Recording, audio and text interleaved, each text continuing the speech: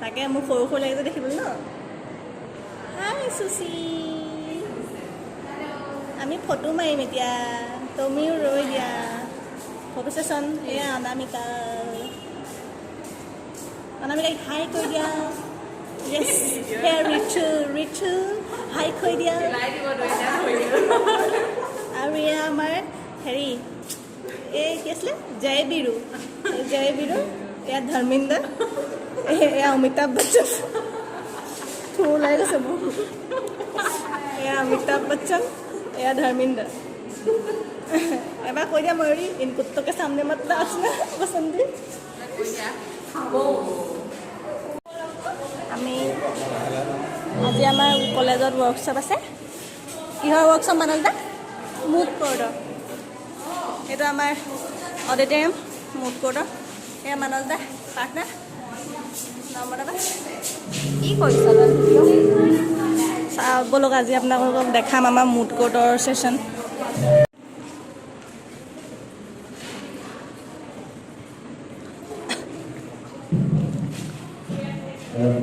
আমাৰ principal sir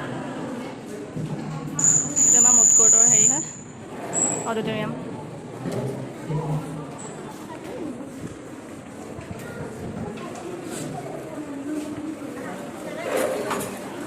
আমাৰ 5th চেম LLB 5th চেমৰ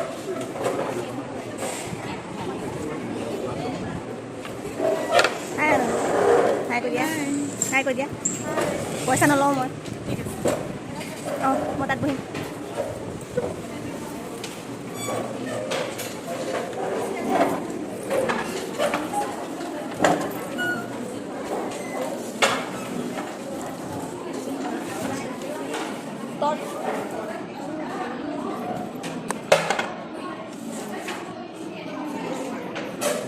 ক'ব চেতিয়া বিয়া পাতিবি কেতিয়া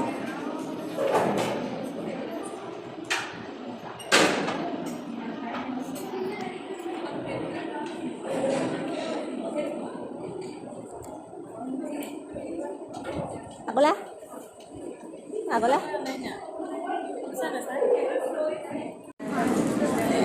এতিয়া আমাৰ কি হ'ব বৃক্ষৰোপণ হ'ব ন আৰু কি হ'ব হা ৱৰ্কশ্বপ হ'ব কিহৰ মুড কোৰ্টৰ ৱৰ্কশ্বপ হ'ব মুড কোৰ্টৰ ৱৰ্কশ্বপ হ'ব ন মুড কোৰ্টৰ ৱৰ্কশ্বপ হ'ব মুড কোৰ্টৰ কাৰণে আমাৰ ল'ৰা ছোৱালী আছে ধেৰ আছে পিছফালে ষ্টুডেণ্টছো বহুত আছে হয় নাই মনলৈ চাইছোঁ সুচি এতিয়া কি হ'ব আমি মুড কোৰ্ট এটেণ্ড কৰিম বুলি ভবা নাছিলোঁ ন সুচি ভায়েক আহি আছে বোলে লৈছিলোগৈ আৰু তাৰপাছত আকৌ মেমজনী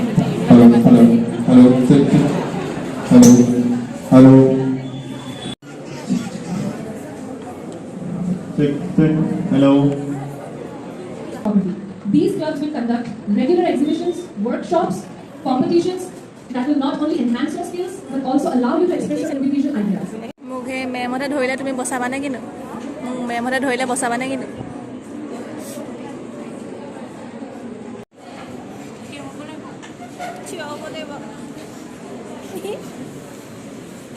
নৰ্মদাবাই চাইছে এতিয়া কোন আহিব আমাৰ CJM আহিব আৰু আমাক কৈছে যে একদম শান্তিৰে একদম মানে মনে মনে বহি থাকিবলৈ কৈছে আৰু CJM আহিলে উঠি দিবলৈ কৈছে দেখাই নবহালৈকে নবহিবলৈ কৈছে আমাক ঠিক আছে মাই লৰ্ড এয়া CJM আহিছে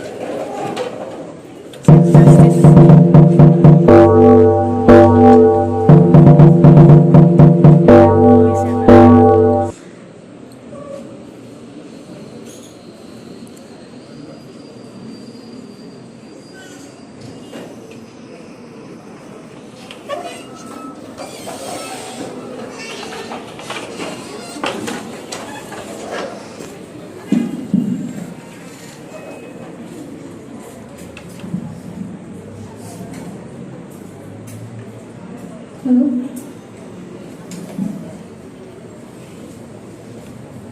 A very good afternoon to one and all present here. respected today's man of the moment, I can say, our guest of honor, Sri Vijay Kumar Singh Ji, Chief Judicial Magistrate of Jorhat District, our respected member of the governing body, Sri Jorhat Sir, our respected principal sir,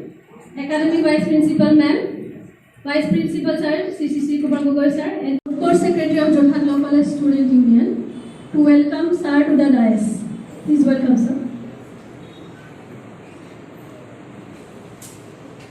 A big hand of applause for sir.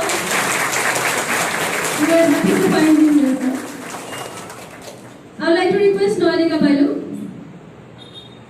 to help you duty with the felicitation program.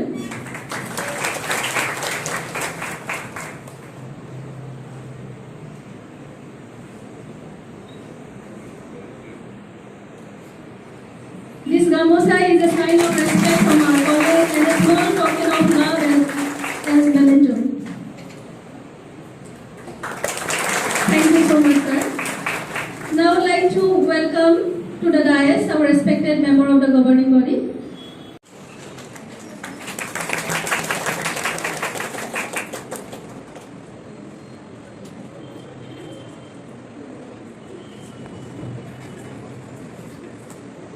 Now I would like to request Dr. Ajay Kumar Das, Principal of Jorhat Law College, to the dais.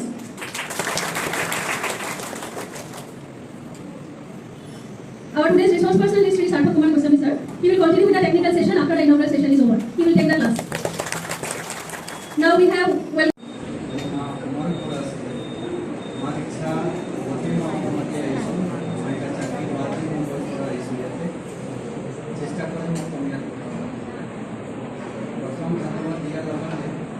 Good afternoon, sir. More এটা question আছিলে already আমাক মেমতে মানে সেইটো idea দি থৈছে তথাপি মই এইটো আপোনাৰ পৰা জানিব বিচাৰিছোঁ মানে কেছ ল মেইন ইছ্যু আমাৰ ষ্টুডেণ্টছৰ আছে কেছ ল মানে কেনেকৈ মনত ৰাখিম আমি এটা কুৱেশ্যনতে আমি মানে চাৰিটা পাঁচটা আমাক মেমতে কুৱেশ্যন মানে কেছ ল আপোনালোকে মোক মনত পেলাই দিছে যে আমি চিলিণ্ডাৰ মাই হোষ্টেল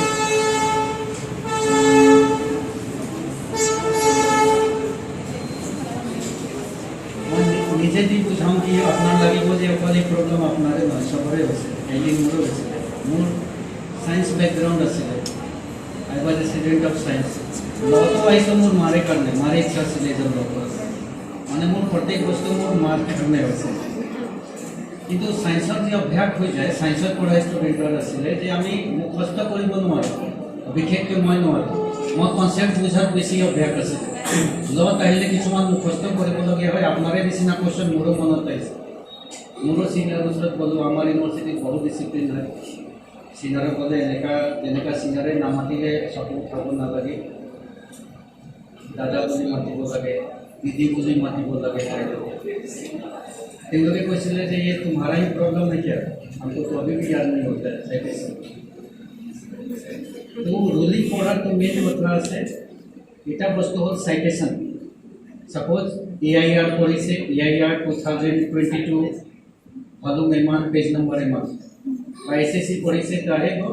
2022 ব্র্যাকেট আহি যাব ভলিউম তার পিছত আহি যাব ভলিউম 2 তাৰপিছত পেজ নম্বৰ ইমান এইটো মনত ৰখা পচিবল নহয় আৰু মই খুব ভালকৈ বুজাইছোঁ আপোনাক ভাল লাগিব দৰকাৰী নহয় ঠিক আছে যদি দৰকাৰী নহয় কি টেনশ্যন ফ্যাক্টটো মনত ৰাখিব আৰু ৰেচিঅ' মানে ডিচিজন এইটো মনত ৰাখিব আৰু তাকে যদি মন বহুত খুশ হৈ যায় যে মই বহুত আৰু কিবা কৰিব খোজোঁ পাৰ্টিৰ নাম মনত ৰাখিব হৈ যায় সাইটেশন আপনি এনেই লিখি ৰাখিব কেতিয়াও দৰকাৰ নহয় কোনো এক্সপেক্ট নকৰে কাৰণ কি আপুনি চাব কিছুমান ল্যান্ডমাৰ্ক কেছ আছে আপোনাৰ টিচাৰ নিশ্চয় পঢ়াইছে মানেকা গান্ধী কেশৱানন্দ ভাৰতী মোকো যদি সুধে সাইটেশন মই ক'ব নোৱাৰিম কিন্তু কেশৱানন্দ ভাৰতী জানিছে তাতে কি ডিসাইড হৈছে দ্যাট ইজ সাফিসিয়েন্ট কোনো জাজমেন্ট পঢ়িব তাৰ ৰেচিঅ' পঢ়াটো বহুত মেইন বস্তু 50 পেজ 100 পেজ 200 পেজ 500 পেজৰ জাজমেন্ট তাতে ফ্যাক্ট কি ইস্যু আছিলে আৰু কি ডিসিজন হ'ল এইটোকে ৰেচিঅ' বুলি কোৱা যায় জাজমেন্টৰ দুটা পাৰ্ট এটা ৰেচিঅ'